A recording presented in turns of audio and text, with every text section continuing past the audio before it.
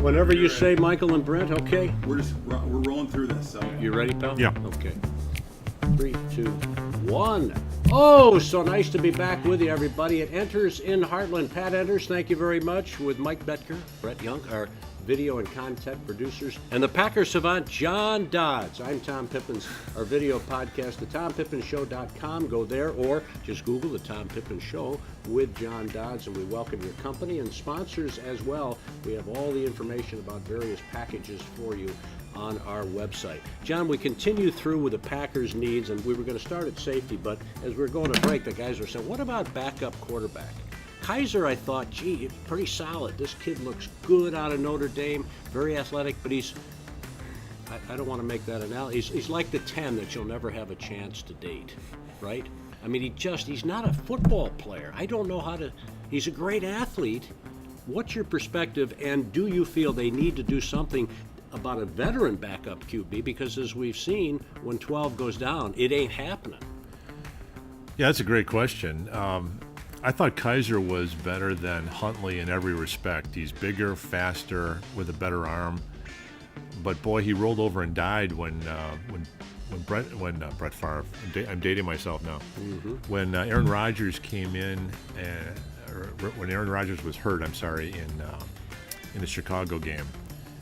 Second quarter, he hurt his knee. Deshaun Kaiser comes in, throws an interception to return for a touchdown, has a fumble when Khalil Mack just takes the ball out of his hands, and didn't look very good in Week 17 at Detroit when the Packers lost 31-0. So I don't know if there's something there or not. There's some tools. We'll see what LaFleur can do. Once again, Boyle, the rookie free agent, big guy, with a big arm. Right. Supposedly, the stories everyone heard out of the practice squad in the secondary was he had the better arm and he was more impressive in practice than Kaiser was when he was with the scout team.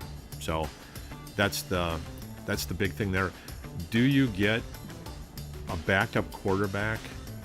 I guess my initial reaction is no. If Aaron Rodgers goes down in the cap era, I think you're pretty much done. I think the young quarterbacks, I would still go with those two. Over a veteran?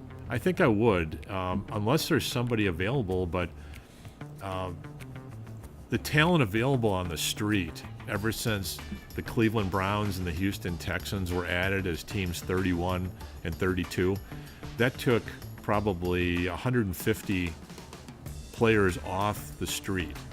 So in the cap era, if you suffer injuries, I think you're in big trouble. You're not going to pick up a Bruce Wilkerson like Wolf was able to do back in 96 at offensive left tackle. You're not going to pick up an Andre Rison when he was cut by Jacksonville that Wolf did in that year. That's a year where there's 28 teams or there's 30 teams, but now there's 32. I don't know if you can do that. I don't know if you have the cap space. You know, it speaks to the brilliance of Belichick and the New England Patriots, the way they're able to overcome. And that's why I think in this cap era, there are many who feel that he is the greatest coach of all time. Obviously, many of us in this area say it's Vince Lombardi, St. Vincent. Okay, safety. Clinton Dix. I thought he was going to be a Pro Bowler for years. What happened? Do the Packers regret peddling him to Washington? Because obviously that is a need. He thought he was going to be an All-Pro. I think that was the problem. It got to his head a little bit? It got to his head after. And I like the kid, too. You know, he seemed humble coming out, a nice young man, grounded. Right. Year 3, the trend line was up, and he got to the Pro Bowl. And it kind of like, you know, John Brockington kind of had a situation like that in the early 70s where he went up and also great running back for some of you younger ones who might be saying, who's that guy? Right? John Brockington from Ohio State. Out of Ohio State. Rookie of the year for the Packers, just fantastic player, and just hit the wall and went sideways. The interesting thing was, I think Brian Gutekunst absolutely stole a 4th-round pick from the Washington Redskins because Clinton Dix just didn't make plays, wasn't very good. And you wondered about his attitude and effort. I was shocked. Yeah. Where season in 17, I mean, he wouldn't tackle. He gave up plays. It was embarrassing. Right.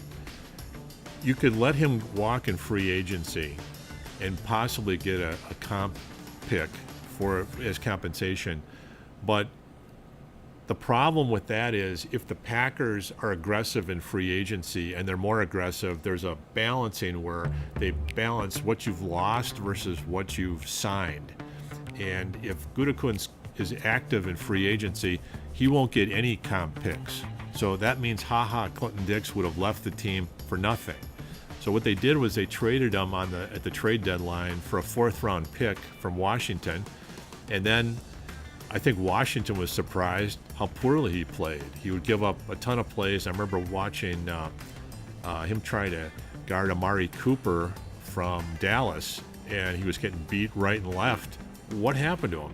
But getting a 4th-round pick now, knowing that you wouldn't get a comp or maybe you wouldn't get a comp for 2020 looks even better now. So What about that safety position, though? What do you do? Do you look at a free agent? Do you feel like they've got to address that position as one of need in the draft? I think you can look at a free agent. The other problem they had was Bryce, the fast and speedy safety, got nicked up, Right. hurt his ankle in the off season, re-injured it in beginning of camp, and kept tweaking it. So he was only at about 50% most of the year. I think Kentrell Bryce is a tough player, too. He's a tough player. He stayed healthy. And could he still be a factor? I don't know, John. Some of what I watched just didn't seem good. I know that the injury, he was getting beat a lot. It seemed like he was a step behind as well. Well, the interesting thing was after they traded I didn't notice any difference in the defense. They moved Tremont Williams to safety. They had Bryce in and out. They were picking up people on the street, and they were playing this at the same level. And they did a great job of rebuilding the cornerback position. And when Kevin King, that's the guy. If, right? When If he can stay on the field, he plays, they beat the Bears. They had 21-7 over the Vikings in week 2. They had a good game. He played against the Rams. The Rams, They were the right Patriots. there. Yeah. When he plays, And once he went down, Yeah. there was a drop-off of significance. Right? but I think they've rebuilt that position successfully. And if you get pass rush, now that position will look even better. So I think you go free agency. I don't know if you can, maybe on the 3rd day you can draft a safety to replace but I think you get a veteran. Try to get a Eugene Robinson, maybe cheap, an older veteran that can maybe teach some of the younger guys something. But I don't think you can get immediate help from the draft, and because if you draft a 20 or 21-year-old rookie, he's going to have a year or two of learning. I think you need to bring a vet to coordinate the defense from the safety position. So I would go free agent to solve that issue. Somebody who can quarterback it. It'd be nice to have somebody who approaches Leroy Butler's status that way, right? Yeah, future Hall of Famer. Absolutely. He should be. Tight end, we talked earlier about Jimmy Graham coming back, and I think everyone's hopeful that the Packers almost played him like a traditional tight end, but as you know, John, he's not a tight end. He can't block. Yeah. He's somebody who prefers to be. I just don't understand why we didn't see more catches in the seam, why there wasn't more of a connection in the red zone between 12 and Jimmy. And do you think that can happen with LaFleur? Can he make adjustments that make the decision to bring Jimmy Graham back at a pretty good salary? I think how much is he coming back for? I believe it's nine I was gonna say 8 to 10 million. something. Yeah, Yeah, 9 okay. million this Right. year. So is that a good decision? And would you still like to see somebody? I know you like some people in college. Again, we'll get into that, John. We'll just break down the draft like nobody's business in another podcast. But for now, can Graham be viable again as he was in New Orleans and to some degree in Seattle? Sounds like the Packers think so. The concern I would have is that knee. Is it a degenerative knee condition that he has? But I also noticed that the fact that he was a threat, the Bears took him out of the game by double teaming him. When he was double teamed in week 1, Randall Cobb was wide open. So Randall Cobb wasn't the type of guy who can get open on his own, or what he can do is find space from other people and get in there, and he was wily So if you remember that Chicago game, there was the long touchdown pass to Cobb that won the game after Graham cleared it out. So then there was the long touchdown pass that Rodgers threw in the comeback to Geronimo Allison. So there was two in the corner of the end zone. So there's two players there that the Packers missed during the year. When those guys started getting nicked up and hurt, Graham got doubled, and so did Adams. So the Packers. So that's how the MO for playing the Packers was double Graham, double Adams, and let Rodgers try to be on the same page with the rookie wide receivers. And for the most part, those rookie wide receivers weren't reacting well because they're rookie wide receivers. It took Robert Brooks 3 years to get it. It took Antonio Freeman, he was quicker. It took him a year, then he became a very good player. I guess my gut on the wide receivers, they can be very good and it can take a step up. They're all tall, they're all speedy, and they're all boundary pushing wide receivers. You want another tight end, though, right? I want another tight end. If you're going to go with Graham, because I just looked at the chart here, it's 12. His cap number is $12 million. If they cut him, I mean, look at this, ladies and gentlemen. I know you can't see it, but you got a lot of numbers here. This man prepares like nobody's business. I just want everybody to know that. Okay. Well, thanks. Sorry. Thank you, Pip. You bet. So then if they cut Graham, they can free up $5 million, but they'll take a $7 million cap hit. I think the Packers have already announced he's coming back. Mm-hmm. So I think they believe that even though he was hurt a lot of the year and didn't practice because of the knee, he still took the double team. And by doing that, the other people will be open. So he'll come back. I think Tanyan was impressive, caught a 50-yard touchdown pass at Seattle, and they're going to have to look at him a little bit more in depth. But I think Kendricks is probably not going to. Isn't he? I think he's a free agent. I don't know if they re-sign him, and it is a good year for tight ends in the draft. I think they probably take a young one. Okay. Can we move into that receiver position, which you were touching on, yeah. Wide receiver, particularly from the perspective of Randall Cobb, the aforementioned, number 18. Are you going to bring him back, or is he gone? Do you want somebody else for what you were saying earlier is the jet sweep, John? Yeah, the jet sweep is part of the Los Angeles Ram offense, and Matt LaFleur is going to probably come in there, and he's going to probably want somebody quicker. A Randall Cobb from 2011 would be perfect, his rookie year, but not the Cobb now. I don't think there's a fit. He's just beat down? I think he's lost a couple steps. He's taken a lot of punishment over the years. I don't know if he gets open. He finds space that other players kind of generate. Aaron Rodgers loves him. He's a tremendous locker room guy, tremendous community guy, just a great guy through and through. But I think there's a lot of jet sweep. There's at least 5 good jet sweep wide receivers coming out of this draft. In the Senior Bowl, there was 3 of them that were outstanding. I think the Packers are going to try to get a speedy jet sweep type of wide receiver who can return punts. If they can find that person on day 3, maybe in the 4th or 5th round, I think they're going to be all over that because they need to get faster. The difference between the Rams and the Packers, team speed. Big time, right? Absolutely big time. Do you want a receiver then? Somebody you like? Some of the Geronimo? Are you going to bring him back? I think you do. Geronimo Allison. He's an ascending player. He was having a nice year before he got the core muscle injury and kind of a sports hernia type thing, and then he was out for the year.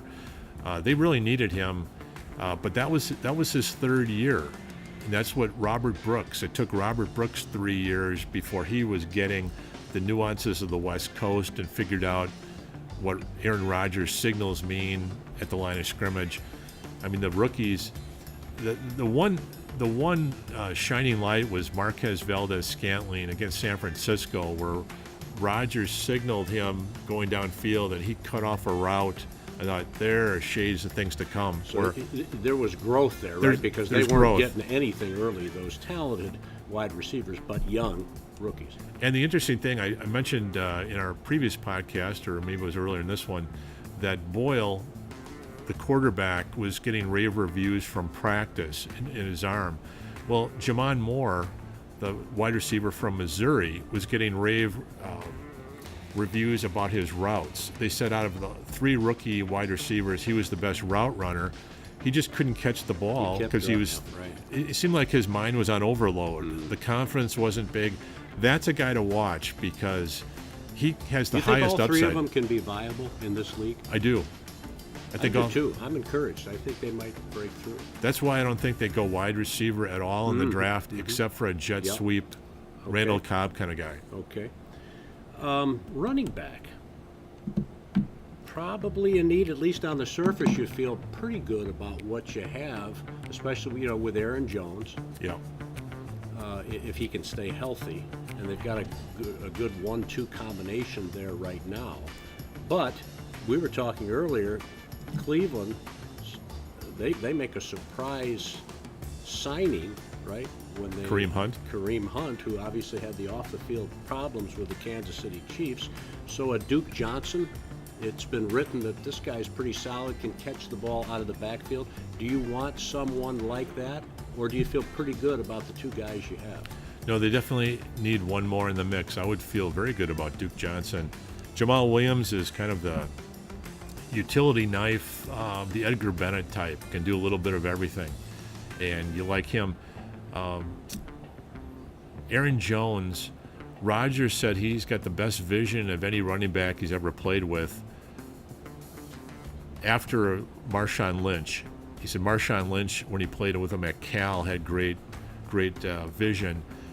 The problem with Jones is that he's very skinny from the waist down on the legs. They tried to build him up, and he's had 3 serious knee injuries, knee sprains, in a year and a half of football. So you can't. Everybody wanted to use him 20, 30 times a game. Why aren't they using him? Because he's just not durable. He's not built for that. You're right. That's So a good point. he You reminds- need that for third person. You're convincing me now, no question. He reminds me of Dwayne Thomas, the old Cowboy? running back from the Cowboys, who had the vision, really, really good in the open field, can hit the right hole, fits the zone blocking scheme perfectly, but he's just not durable. So I think you would, if you got a Duke Johnson, that would be a plus. Or someone in the draft. Yeah. Again, you'll talk more about that, a future podcast on the college draft. You like anybody at all coming out without mentioning names for now? Can they build through the draft, or are they better again to go free agents? I do like some running backs. Running backs always fall in the draft because they're just not needed. If you take the 32 teams, there's probably 18 of them that have good running backs. So when the top 10 get drafted, the rest of them drop like a stone. So you can get good running backs late in the draft. You can get good wide receivers late in the draft because there's so many of them. You can get a Donald Driver in the 7th round. You don't necessarily have to pick a wide receiver in the 1st round. That's what I know the Packers. Ted Thompson would always take him in the 2nd round. He would take a Jennings in the 2nd round. He would take an Adams in the 2nd round. I know Freeman was taken in the 3rd round by Wolf. They didn't necessarily. I think Mike Sherman broke the mold. They traded up for Javon Walker in the 1st, but I think you can get. I think you're okay at running back, but there are so many good defensive players in this draft that They got to go heavy there. you got to go heavy. And running back, you can possibly pick up somebody in free agency that can play. You've mentioned free agency a few times. This might be a little bit of a sensitive subject. Reggie White changed. There used to be that the Packers and Green Bay was the Siberia of the NFL. Yeah. Reggie White totally changed the landscape, as we know. And he came with Brett Favre, and then of course Aaron Rodgers, everybody. But is it a little bit more difficult now, especially given the northern climes and what have you, for splash free agents to say, yeah, I think I'll go right now and I'll play with Rodgers? I think it is. I think the majority of the top talent comes from California, Texas, and Florida, and they play college football in the SEC in warmer climates. When I talked to opponents, there was 2 years ago, this one struck me. Tampa Bay came up to Green Bay, and they played in 42-degree temperatures. And I don't think I wore a coat when I walked up to the press box. It was a great day in November, sunny day, and 3 of the Tampa Bay Buccaneers asked me, after I clicked my microphone off, how can you live up here? I would never play up here. This is horrible. I mean, I froze the whole time. And it was 40s. It was like 40 summer to you. It was 40 degrees. And I remember in 1990, I interviewed Barry Sanders after the Packers lost to Detroit in late December. It was 2 degrees above zero when they started the game.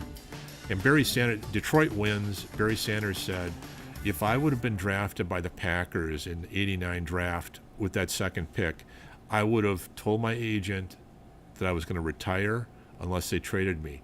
I literally cannot stand playing in cold weather. So I think Ted Thompson over the years. Pretty impressive that you got him to say that, by the way. Well, yeah, he was an interesting Nice guy. guy, Yeah, right? very interesting guy. Humble guy. Yeah. Loved it when he went to the end zone. Just, act like you've been there before, gave it to the official. So I'm a little bit surprised that he would open up to that degree to you. Yeah. It's good stuff. He retired early. Could have probably played 3 more years, but wanted to be able to walk. So he was kind of an interesting guy. But so I just get the impression that Ted Thompson over the years was a lot more aggressive in free agency than he let on. But not everybody, if you have, all things being equal, if you have the same offer, I think you're going to go with the team that's closer to your college. Mm-hmm. And but you get that special player. I know Charles Woodson. We were talking about that before. Charles Woodson was injury prone. He was a top pick of the Oakland Raiders and played a couple of years, but had shoulder, wrist, leg injuries, and was kind of a locker room lawyer. And when he went free agency, only Tampa Bay and Green Bay were interested. And Tampa Bay offered him about a $5 million deal. Ted Thompson came in and said, we'd like you too. How about if we offer 6? And he said, no, if I'm going to go to Green Bay, you're going to have to give me 10. You're going to have to give me twice as much. Wow. And he went up to Green Bay, and Did he get that? he got that. Ted Thompson Didn't said, know it was sure. that much. He brought him up, and he And I was. love the story you told about how he was a malcontent initially, but there was a transformation into a Reggie White type of leader. It Share was. that story and the importance of former coach Mike McCarthy in that transformation, Sure. metamorphosis, whatever you want to call it. Sure. Yeah, that was an amazing transformation. He went from a locker room lawyer and kind of a malcontent, came up to Green Bay, and Aaron Rodgers went into the taping room the first day that Woodson was there. And Woodson was like, I don't want to be here. I don't know why I signed here. This place really stinks. And Rodgers was thinking, why in the world did you sign here? What a jerk. And he kind of walked off. And then what happened was gradually he learned to like it. Al Harris took him under his wing and taught him how to watch film, and he really never knew the nuances. And he had 7 interceptions in his second year, and he became an all-pro. And he said it was all Al Harris's fault because Al Harris was so good on the other end that the quarterback would pick on Woodson, and for good measure, because Woodson wasn't as good as Al Harris. I thought, well, that's a really interesting kind of come down from a Heisman Trophy winner, admitting that the other guy was better. And then the next summer, one of the Raiders, he used to be with the Raiders, and I worked with the Raiders for many years, and I was talking to them about Woodson in the off season, and they said that the key thing for Woodson was he went up to Mike McCarthy and he said, Coach, I know you want me to come in for OTAs. You want me to come in and work out with the team. But I have this winery that I'm building and just trying to develop in California. I know how to keep in shape. I work out like a warrior, but I need to be here for this business. And I can come in, I can learn talk to the coaches, I can learn all the nuances if you can just let me stay here for the off season. And McCarthy said, yeah, that sounds great. And he took a step back and he told the Raiders that was the first time in the NFL that someone treated him like a man.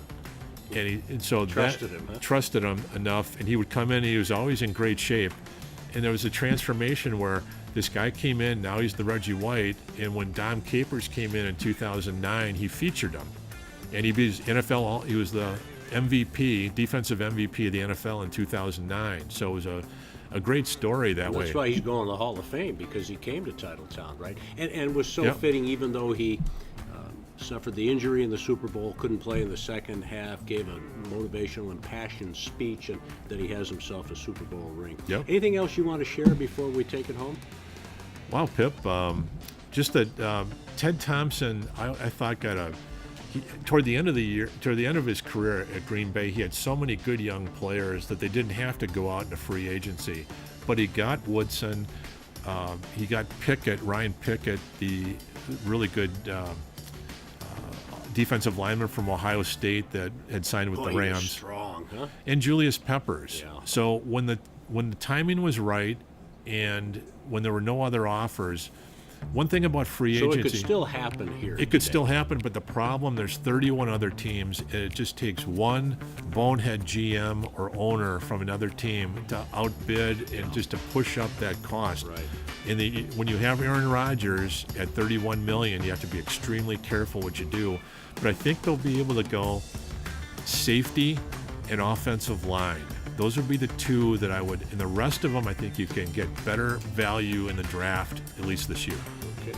A lot of fun, buddy. Nice job. And we look forward to coming up, obviously, in future podcasts. We're going to address that draft, and it's coming like gangbusters. The Combine is coming up soon, is it not? It is. Yeah. Outstanding. Well, great to be with you. Great to be with you, everybody. Thanks again to Pat Enders. We are delighted, as always, to be here at Enders in Heartland. It's our home base. They have a great staff, too. We have superfood if you want to come out. The Tom Pippins Show with John Dodge. Just Google that or go to tompippins.com. We can't do this video podcast without producers Mike and Brent, and it's a great time. For the Packer Savant, John Dodds, I'm Tom Pippins. Once more, we'll see you next time, everyone. Thank you. No offense to these wonderful guys. Thank you, guys. John is We got really good audio. John, So. no baked goods, right? I know. We got to work on that. Yeah. How do we fix all this? Yeah. We got to work on that.